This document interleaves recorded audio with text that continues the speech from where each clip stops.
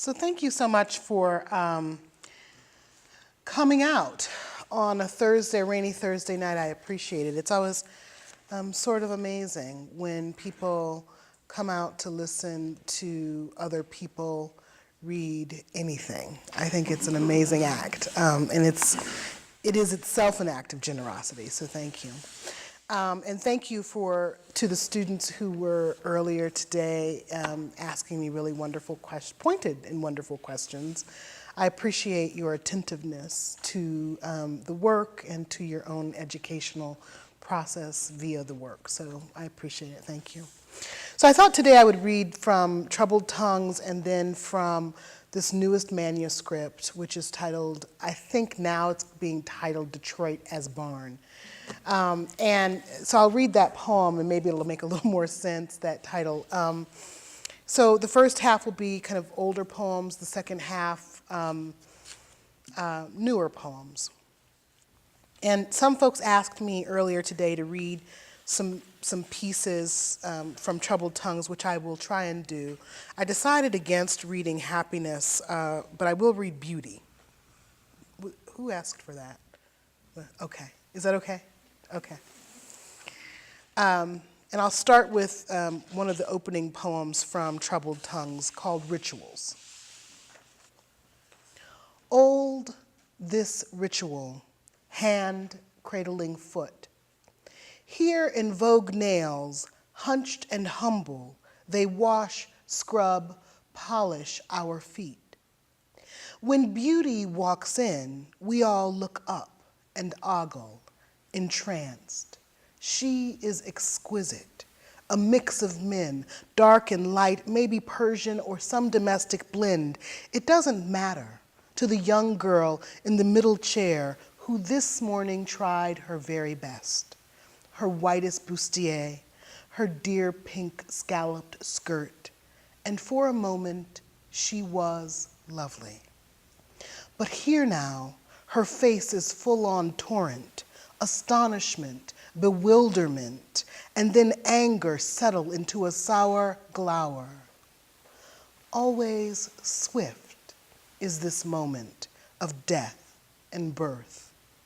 The young girl oblivious to the world, the young woman beginning to grasp its edges.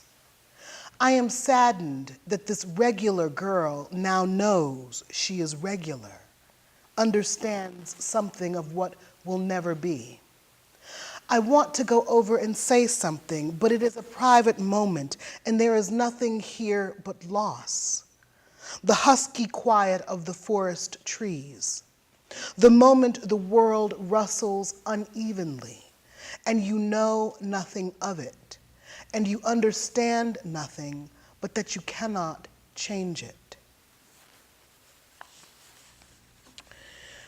Earlier today we were talking about musicality, and I was saying that when I first started writing, I would hear the music of a line without actually having the language for the line, which made revising really difficult because the poem was less a poem than a piece of music, but I didn't actually understand it then. So somebody asked me, well, can you give us so I said, and my editor in this book, she insisted on some changes, and it messed up the sound of the thing. And somebody says, well, of course, what? And of course, I couldn't find an example. And so an example is the line, the young woman beginning to grasp its edges, is not the music that I wanted. I think the young girl oblivious to the world, the young woman beginning to grasp its edges, and I don't remember now what the music was, but every time I read that line, I think, that's not right, that's wrong. It's grammatically correct, I think, but it's just wrong. So I will read this. So in the book, there are these chunks, these kind of prose poems, which are really to be told in another person's voice. So this is being told to you by an inhabitant of this apartment building. And it's titled Beauty Aloud. Beauty moved into the building 6 months ago, and Suddenly, all our shabbiness grew shabbier. The mailbox doors wouldn't shut. Someone duct taped the hall carpet after little Quan tripped and knocked his grown tooth out. Trash overflowed, and then Demetria held another one of her protests by withholding rent, even though her rent was already 3 months late. Beauty was loud, walked as if an elephant had taken up residence in her small, beautiful bones, and she was rude. Didn't ever introduce herself properly, plus, quiet as is kept, Beauty was obvious and not that beautiful. She wore tight pants and weird wigs, some long and black and sleek as all of sleekdom, others blonde and red and purple plum. We girls clucked she was an actress or a whore, maybe both. Before Mrs. Gilbert chided, "Churn, that show ain't no working girl. She ain't never known no work and ain't no work never known her." And right about then, Mr. Jenkins started hemming and hawing about late rent, sucking his gap teeth, stuck out his stomach more than it already was.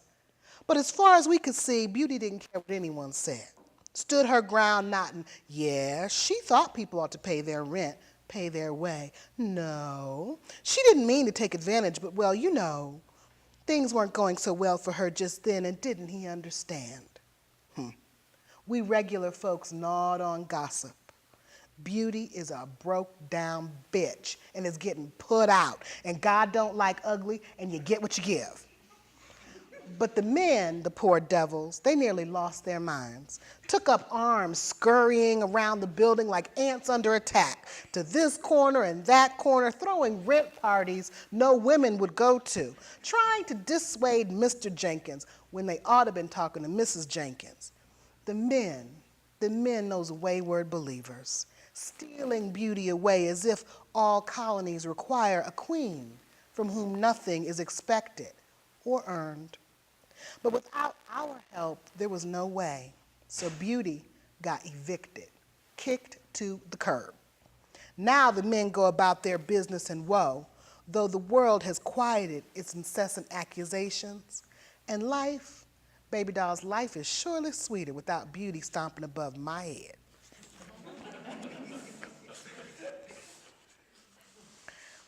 So the first half of this book, I was really obsessed with. I was obsessed with beauty, the notion of it, and what it means. So this was another manifestation of beauty that I saw, and it's a poem dedicated to my friend.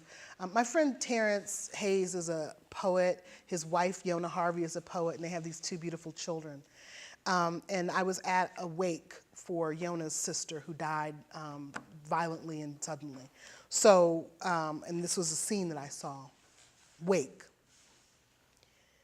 And how she, the daughter, the niece, among the other nieces and cousins, was 1 minute squealing, buoyant, and in the next, too much of us, her body laden with the full sadness of the day, and how her father, mid-sentence, whipped his head around and whisked across the room towards her, and how, in the exact moment his arm scooped through the air, her body bowed to it, and how they made for themselves on the hill over there a perch, balm the two, father and daughter, and how lucent the stark, brimming sky, and how the world slowed, though the children played, and there was laughter even on this day. And there were chicken and beans and cobbler, cake, and how the old women wiped the kitchen, and how people sprawled heavy, and how the mother, from deep in the room, suddenly made her way outside as if someone had whispered what no one could have whispered, and how the sweet boy, Batman in hand, too made his way from a different quadrant, and how they sat, the daughter, the father, mother and son, words between them, yes, but from here, silent, on the grass, the sun so bright on their backs, as if to make four bodies appear as one undulating tumulus, pulsing black along the horizon. And how the sister, the aunt, for whom this day seemed to be gently moving everything about, clearing the clouds, shifting bodies, divulging what she knew of beauty and how.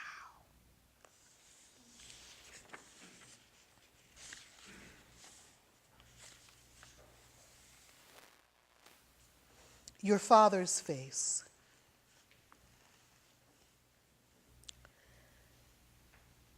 It's slow, the forgetting of a face.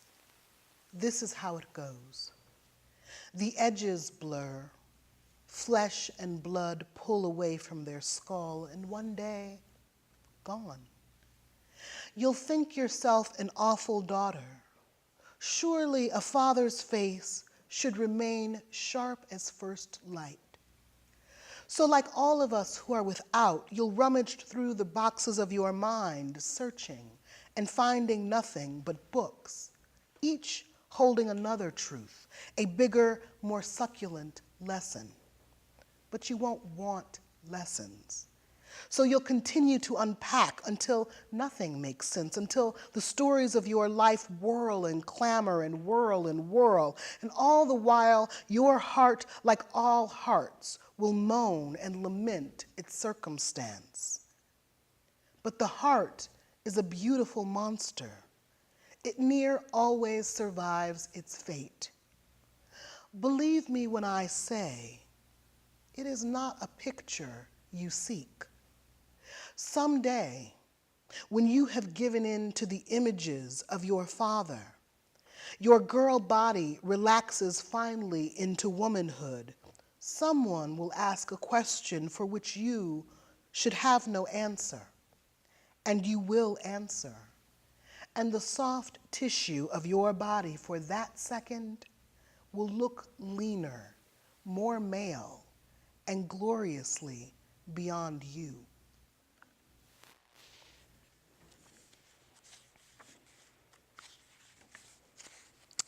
That was a request. This next one is a request as well. I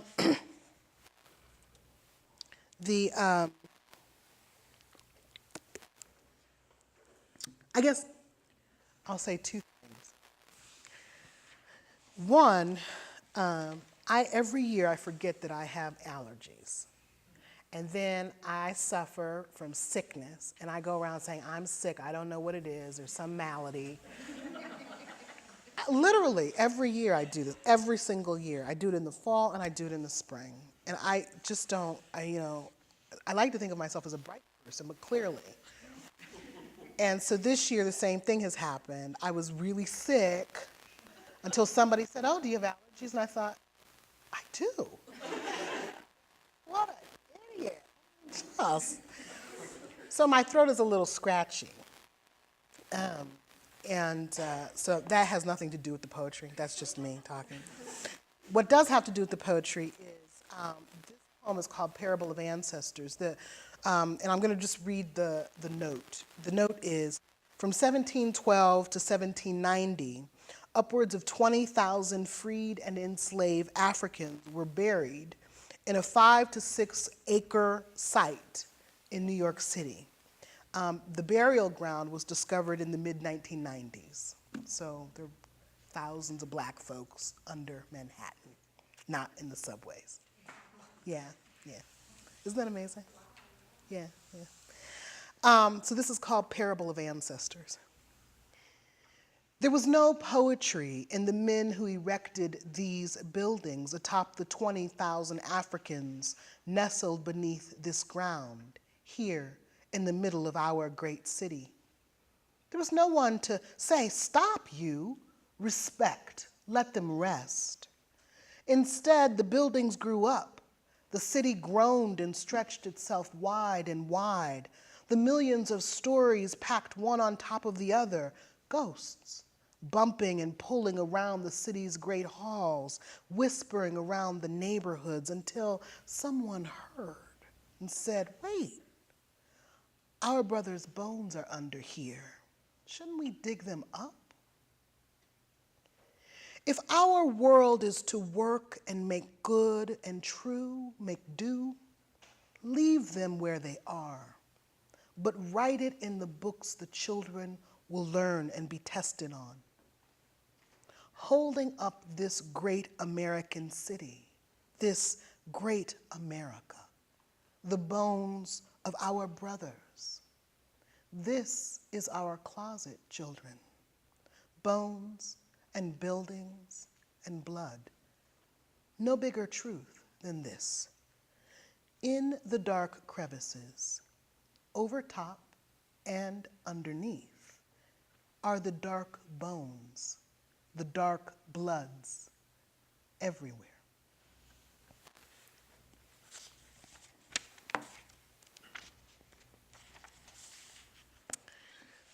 This is the last poem that I'll read from this book, and it's one that several people asked me to read because they clearly want to know how to become a black woman. So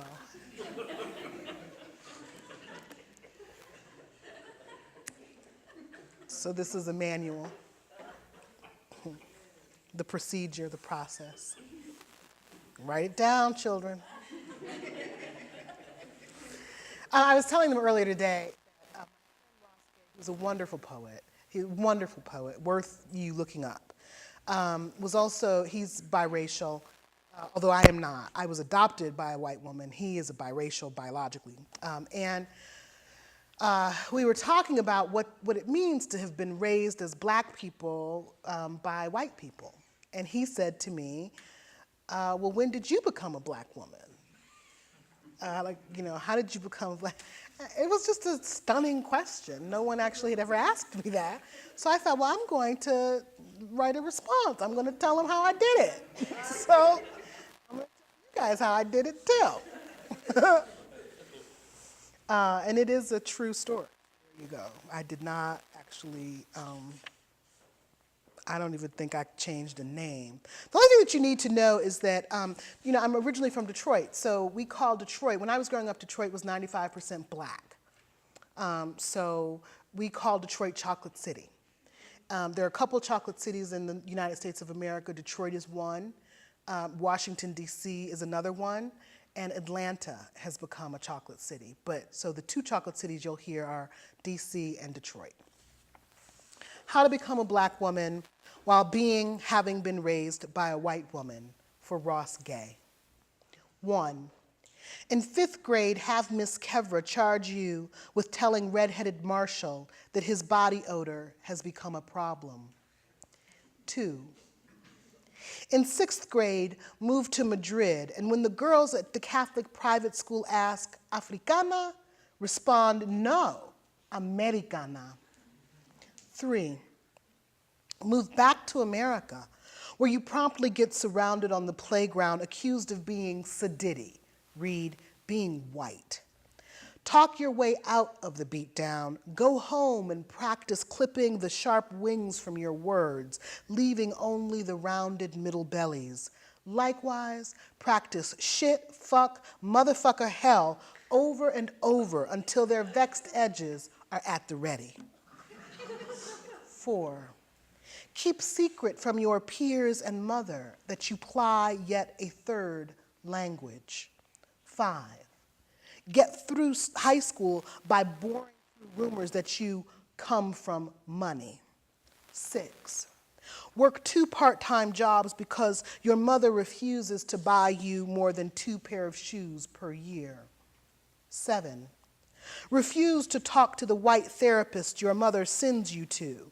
Strenuously complain to the black therapist she later finds for you. Say things like, I hate my mother. And if she didn't want a black child, she shouldn't have adopted a black child. Glower a lot. 8. Get to college. 9. In a black history class, have an Egyptian woman, preferably named Shireen, resolutely point to you and scowl, That sister doesn't even know why she shouldn't be wearing that flag on her chest. 10. At 19, move from chocolate city number 1, where you are not really chocolate because surely chocolate is as chocolate does, to chocolate city number 2, where you might more easily be chocolate, read without interference from your mother or her tribe. Be more chocolate by enrolling in a chocolate college concerned with strictly chocolate issues. 11. Put to the side all of the paradoxical information you've learned about white people. 12. Start calling black people black folk. And remember to include self in characterizations about black people, such as, well, you know how we do, etc. 13. Shake it loose, baby. Double tongue, double head, double tongue. 14. In chocolate city number 2, set about finding the blackest behaving people you can. Define black behavior as A, a thing, B, as limitedly as possible, and C, by using TV definitions a la Good Times and Sanford and Son when possible. I was really messed up. I was just not really with it. Okay. 15. Use the paradoxical information you've learned about white people to explain to black folk how one might point out inconsistencies between self-empowerment doctrines they espouse and dressing Gucci down, or become a translationist. 16. Black folks who accept you in spite of your white ways and say nice things about your mother like, you should not do her like you do, or she's really sweet, or she's cool, even if you don't agree. 17. Find your way to Miss Leona's house in Beltsville, Maryland, and beg of her the secret of neck bones. 18. Grow to resent Miss Kevra for making you perform Jemima style at such a young age by taking care of some pitiful, funky white boy. That's true. You those of you who are teachers, don't do that. Don't make the black kid in the class be like the mother of the other people. That's no good. 19. Find via another friend that many black folks don't like white people. Learn this by asking, you don't like white people, do you? To which she'll respond, no, I don't like Caucasoids. Hide your flinch. 20. As with 11, put to the side the paradoxical information you've learned about black folk. 21. Move to New York City where racial designations are tricky. Fall in with a crowd. Learn what being Jewish means. Realize Heather from 4th grade was Jewish. Wonder how difficult life must have been for Judy Kim in such a racially resolute, Chocolate City number 1, city. Learn what Nuyorican means. Realize that Nuyorican men, what with their beautiful African and European bones, are going to be a problem. And wonder if this is significant in some way, or at least ironic. Begin to wonder about Cuba. Take a trip to China, where poverty looks like the same bastard you saw in Morocco years before. 22. Realize that race and class are as bound as Detroit and her cars. 23. Make up to your mother. 24. Shake it loose, baby. Double tongue, double head. 25. Go to a poetry reading where you hear Sanchez calling everyone brother and sister, and believe her. 26. Get tired of the double head, double tongue, and while in grad school, lay plum pulp and honey to your hands, calloused from the weight of your heads and tongues. Get a job, move west. 27. Watch your mother die. 28. Stop for a moment. Stop. 29. Begin anew. 30. Realize it is in the nature of most animals to gorge themselves until they are satiated. 31. When a friend who adopts a child of difference asks how your mother raised such a balanced black woman, Look out into the great wing of the sky and say, love, and say, patience. 32, wonder what happened to Marshall and if he needs plums and honey. 33, and as is the way with so many tribes over these many, many years, as is the way of so many women, like your mother, lay your hands open, give over your particular body to the world, leave your wounds to writhe, dip your toes in the past to check its temperature, but not before you ask for forgiveness, and not before you raise your head and say, amen.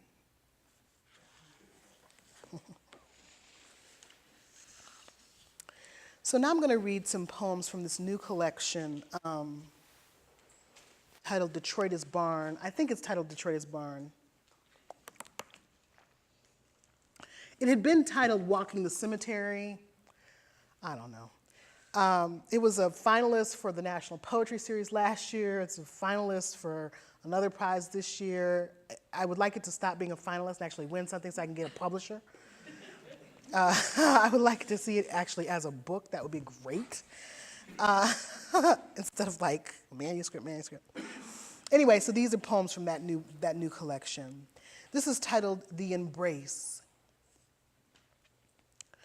I have never been, and likely will never go, to the spot on the earth where my mother's ashes are buried.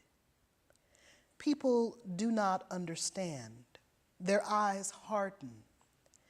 But I take comfort in the facts. The grass there lengthens. Rusted leaves fall and rot. Industry's soldiers march across the letters of her name. And today, when the small girl in the bookshop in her white tulle princess dress twirls and twirls, her throat warbling with glee, jumps into the laughing eyes of her mother, their arms and bodies clasped, their heat radiant and necessary as if they had never been torn apart.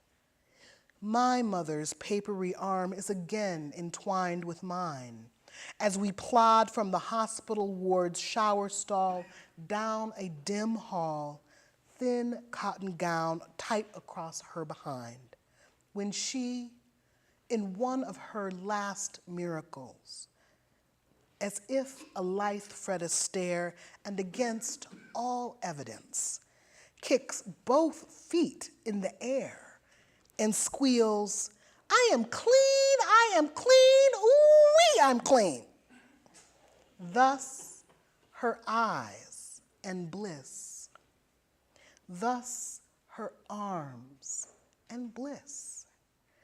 There she is, my mother, in that embrace, there.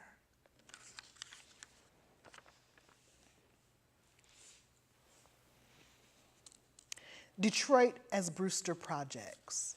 So the Brewster Projects are a famous housing project in Detroit, Michigan that they're very close to downtown, and they're famous because Diana Ross lived there. I think Smokey Robinson came out of there. I mean, just a ton of very famous Detroiters lived in the Brewsters. And it's really a compound.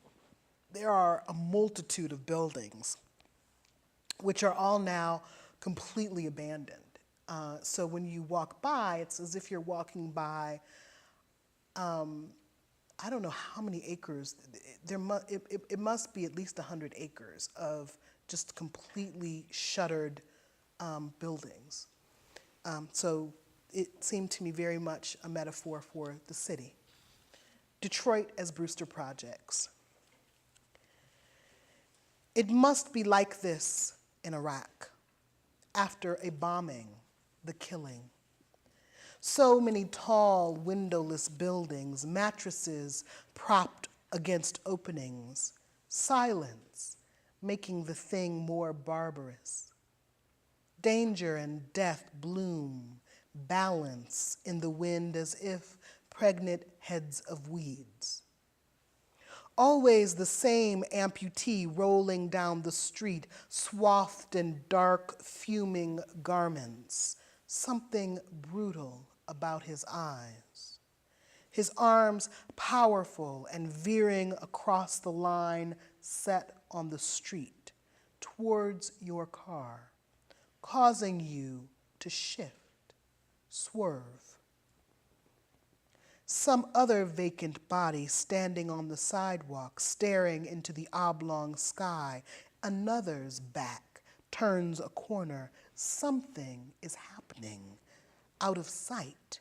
Some life beneath this life. In these discarded buildings, some drug perching its swart self against the brink of light. You can feel life brimming, its blistering hand twisting, its shadowy heart making a home in the small daily changes of the place. A mattress 2 feet to the right, the tattered cloth hanging from a third-floor window, when yesterday it was 4 floors up. People perch here. Their bodies a line across which you dare not cross. You do not heed the stop sign waving its angry head. You speed up when possible, drive around the entire thing. The compound, its recreation center, the 15 buildings, the almost townhouses, parks, the tennis turned basketball courts, seated playgrounds, trees, not dead, but not as they are meant to be, bits of fire and char lining the edges of everything. People, addicts wandering their slow way around, weaving in and out of the torn and near-gone chicken fencing, as if their bodies and minds are fighting partners. Legs and backs shuffle and slide, their red eyes like mortar, like shells. The city means to tear it down, this and what it means. But today, some man, the fool, has brought a clutch of children to this desert. They are swinging on the rotted wooden plank of the teeter-totter, their mangy Rottweiler unsteady and tied to a tree.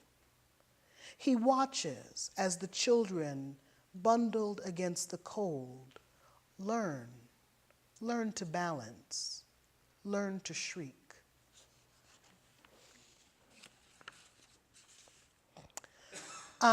This next poem is titled People Close to You, and it is, why are y'all writing stuff down? You have a class, you have to write a report.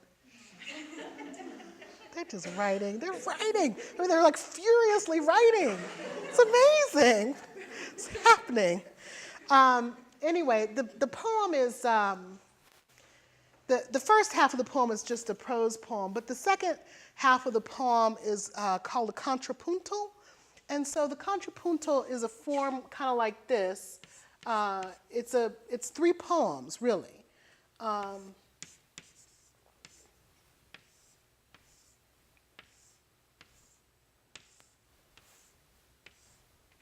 So what you'll hear is the first portion, which is just a prose poem, and then you'll hear me read the second section. You'll hear me read the third section, and then you'll hear me read the fourth section, which is the lines are, this is one line. So, okay? So I just want to show you what it is that you're hearing. People close to you. 1. She asks if she can sit on the bench, and it is that kind of day in Santa Monica, slow and gentle, so that when she sits properly, like a teacher or the pudgy mother of a girl named Marilyn, in unison you raise your round faces. The wind hefts the voices of your deadlings. They are serious and sorrowful women, full of warnings. But today, they seem content to let you be, saying only, child, be thankful. Open your chest, that great cavern, to our other sister. And so you watch the sea. Who knows what the woman beside you hears? There are so many languages in the world, and your tongue is tied to this one. So you sip iced tea and lean a bit forward into them, your gone women, your sages who seem to be stroking your head. You begin to imagine the ocean floor as a cup, the pouty lips of God, the soft foam, the salt, as if food, tasting sweet and clear. 2. When she turns to you, you think she might say something about the sea's beauty, about the sun's slow emergence, how salt tastes on the tongue. Instead, she says, I am hungry, tenderly, as if this is her name, the fact of it blooming in front of you, and she smiles. Sister, I would give you food, but I cannot, you, holding up your empty hands, though you have just eaten. You have a wallet full of food. And she smiles again, and she begins to rise as if an apparition, moves back into her crevice, her body no more than a crevice, an intersection for two opposing points. She nods and lingers a moment before turning her face to the sorrowful voices of your deadlings who moan, oh. 3. When she emerges from a corner at the drive-thru on a Detroit night, her eyes hollow, body stiff and dirty, she might screech, her need so black, so dark and dangerous, explain how she emerges in tatters from a darker crevice, no more than a crevice, vile, angry. Sis, can you help? Get back, you say, fear seeding itself. She smirks, you think. It's hard to tell. The dark takes even that of her triumphs, and again you say, don't, and you mean emerge from the dark. Your hand grabs the box of chicken. No, you say, Jesus. And she smiles again and begins to retreat, as if an apparition, moves back into her crevice, her body no more than a crevice, an intersection for two opposing points. She nods and lingers a moment before turning her face to the sorrowful voices of your deadlings who moan, oh, oh. 4. When she turns to you, when she emerges from a corner at the drive-thru on a Detroit night, her eyes hollow, body stiff and dirty, you think she might screech, her need so black, say something so dark and dangerous about the sea's beauty, about the sun's slow emergence. Explain how she too emerges in tatters from a darker crevice, no more than a crevice, how salt tastes on the tongue, vile, angry. Instead, she says, I am hungry. Sis, can you help? Tenderly, as if this is her name. Get back, you say, fear seeding itself, the fact of it blooming in front of you, and she smiles. She smirks, you think. It's hard to tell. The dark takes even that of her triumphs. Sister, I'd give you food, and again, you don't. But I cannot, holding up your empty hands, and you mean cannot emerge from the dark. Though you have just eaten, your hand grabs a box of chicken. You have a wallet full of food. No, you say, Jesus. And she smiles again. And she begins to rise, retreat, as if an apparition moves back into her crevice, her body no more than a crevice, an intersection for two opposing points. She nods and lingers a moment before turning her face to the sorrowful voices of your deadlings who moan, oh, oh, oh.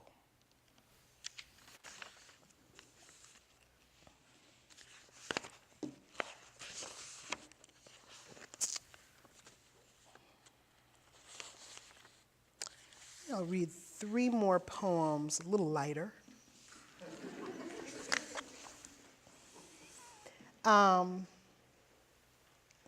So I don't actually think this needs much explanation, except for in the South, and Detroit is kind of like the South, we just call it Little Alabama. So you often just are, you call people by an attribute, you know, so you might be hat, you know, and I don't know, you might be red, you know, right? I might be teeny, right? So this guy was wearing, you guys know what Bermuda shorts are, right? So they're those awful kind of 3/4 length kind of deals that people wear. Sorry if anybody has any of them on, but he was wearing some of those, so this is that. It's just called mindfulness. Bermuda shorts is at the bus stop in a shock yellow shirt, yellow cap, matching yellow and black sneakers, is looking not unlike a person dressed as a bumblebee, and is thirsty. Across the street is a Starbucks, leaving him with options, bus or thirst. But this is Detroit. City of bad attitude, drive slow as you want, a bus driver, so the bus will be late. So Bermuda runs through traffic, which isn't traffic as it once was, but as it is, which is pitiful and sparse and slow, so no hard hassle, and buzzes into and up to the counter where he puts on a show. Breathes so hard that Apostle Brown looks up and frowns at Bermuda's jive-acting bumblebee butt. Bermuda gasps for water and is told, we don't give water. To which he replies, I can't get a glass of water? The bugs of his eyes bulging. Can't do it, annoyed barista says, mouth tight as a knot. Bermuda, if you hadn't planned to get thrown out, it would have been best not to puff. Why not? And when manager barista, head bald and shiny as a mirror, eyes moving across the spine of her memories where they rested on an unexpected indentation, a small and persistent curve of kindness, said in her vermouth way, well, we typically sell water, but, sighing and shaking her head, hold on, before moving to the faucet, it would have been best not to get brand new and yell, hurry up! You'd have done better to quietly watch the small back of her turn and be thankful for the moment of her familiarity and be thankful for the moment of her thankfulness. It is good to remember when someone is giving a thing they need not give, a glass of water, a smile, what love they can muster. We are wise to feel stroked by the warm genius of a world that does not motor on just reciprocity and sense, but on something altogether more mysterious and splendid.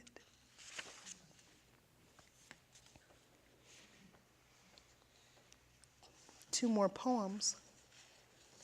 Enlightenment. This is also a true story. I love Detroit. If you ever have a chance, go. And just, there are two Starbucks in Detroit, you know. One is on a college campus and the other one is on the corner of Woodward and Warren. Mack and Warren. Mack and Woodward, that's where you go. But there's only one, so you just ask anybody, where's the Starbucks? They'll tell you. Really. Enlightenment. She is merging onto the Edsel Ford freeway in a car no longer made, in a city that no longer makes it, talking on her cellular phone, fingernails purple and red and caging the wheel, head cocked and foot heavy. In pursuit of a race car, she's bought a roll of black duct tape, has rolled 3 racing stripes down the sedan's hood, as if she's been whispering with Buddha. And he said, sister, relinquish your resistance, your discomfort, forsake your ego, which is what she has done, which is what it means to want but not have in a city stacked with desire, to know desire is our most ruinous trait. is the moment in the morning when you decide to be unsatisfied and unhappy. Our want is just one of many in a line of wants, and the line of wants is ancillary to the line of needs. People close to you are hungry, and you have ignored it. People close to you have lost their jobs. Today, somebody's mother has died. Today, somebody's child has been murdered. Today, somebody has lost sight, and your lumina runs. Your lumina runs well. Luminosity, woman. No one's coming to save you. There's nothing from which to be saved. I'll end with the title poem of the collection, Detroit as Barn. Gone the hay, gone the tools, gone the morning work. Over there a tractor rests. Gone the cows, goats, the slack-tongued mule. Left are owls and rats, fat, wily cats, and the field where wild weeds grow. The farmer, they whisper, driving past, knows everything a body needs to know about dying. You can tell by how he doesn't bother to paint or prop up the barn's worn wood. Still, folks click their teeth and wonder on which day at what time the pitiful barn will give. The farmer, too, scratches his mighty balding head. But he's forgotten the good wood he used, the hard nails, the family, friends, and their strong backs. That long ago barn rising, that cider and fine punch. Thanks.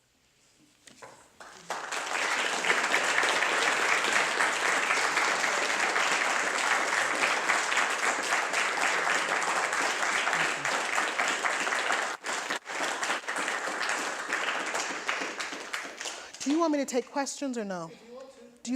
Does anybody have any questions? Yeah. With the one poem that you demonstrated the kind of rhythmic devices of, what's your personal favorite rhythm scheme to use in poetry? Oh, I don't have one. Yeah, I don't have one. I don't have a, no, I understand that to be a kind of formalist question, and I don't really have a particular form that I like more than others. Yeah. Yeah. So how did this happen? This? Yeah. The two things happened. I was in Santa Monica, and this woman turned to me and said, "I'm hungry," just out of the blue, just said just like that. And I felt like the response that I gave was ungenerous and narrow, and it bothered me.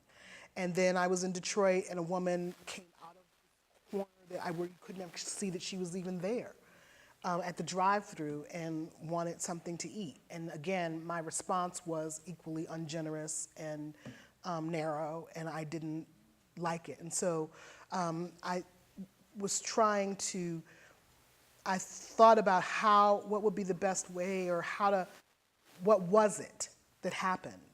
And what did I want to say? And the contrapuntal, so the word contrapuntal comes from counterpoint, which is a musical term, where it's the juxtaposition of two opposing things. And this seemed to me to be two opposing things. And the two opposing things seemed shifty. The two women were opposing, but I was opposing both of them in individual time. So the form lent itself for me to the content perfectly. And so that's how that happened. Is that why it used a lot of repetition, because you're kind of naming two events where similar things happened in both events? That's exactly right. Yeah, that's exactly right. Yes? A lot of your poems sound very, like they're very, very, they have a very distinct voice when you read them. Mm-hmm. They're very, very distinct. And I was wondering if you write them knowing how they're going to be read, if you read them out loud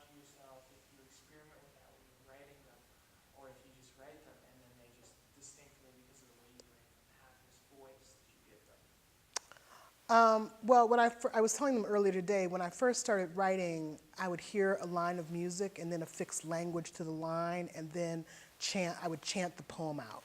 I would literally just close my eyes and kind of chant the poem out. I'd be typing with my eyes closed and like singing almost. I don't do that anymore, but I am very, for example, difficult for me because it's really hard for me to hear what other people hear in terms of where the line is. I just can't. So that said, I don't have any idea how someone else is reading my work. I have no clue. I can only use language to guide and line breaks and space and punctuation. But other than that, I kind of just give it away. Like I put it on the page and then it's off into the world to do with what people will do with it. And I don't know. And that's fine. That's what art is, right? Mm-hmm. Anybody else? Yeah. Mindfulness. Mm-hmm. Thank you. When did you feel drawn to poetry? Was it a young age? My uncle, who's amazing, he's a high school education, and he has more poems memorized in his head than anybody I know. He loves poetry, makes sense of life through poetry. So if something is happening in my life and I'm upset, I'll say, Uncle so-and-so, and he'll say, sweetheart, Omar Khayyam has a poem, and he has a line in that poem, and that poem, he means this, it's amazing. So when I was little, he would recite poems to me. And my dad was a jazz musician, so I remember very acutely, like Dr. Seuss, and I remember being obsessed with sound. And it wasn't until, I never wrote really until I was in high school, and my English teacher, this is such a cliche kind of story, because all kinds of people have the same exact story. And it's the power of teaching, right? My English teacher made us write a poem. And she somehow thought the poem I wrote had some sort of promise. And she made me read it out loud. And I thought, well, hell, I can do that. Like, that's great. And so I was already a pensive kind of kid. I'm pretty pensive, and I think metaphorically. So I started writing these kind of little quippy, kind of metaphoric little deals. And I just had tons of these. And I would just write them and write them and write them. I didn't really, I wasn't thinking to be a poet. I didn't really understand that one could be a poet, really, until I was maybe in my late 20s. Any questions? People are questioned out. Thank you guys so much for being so attentive and generous. I appreciate it.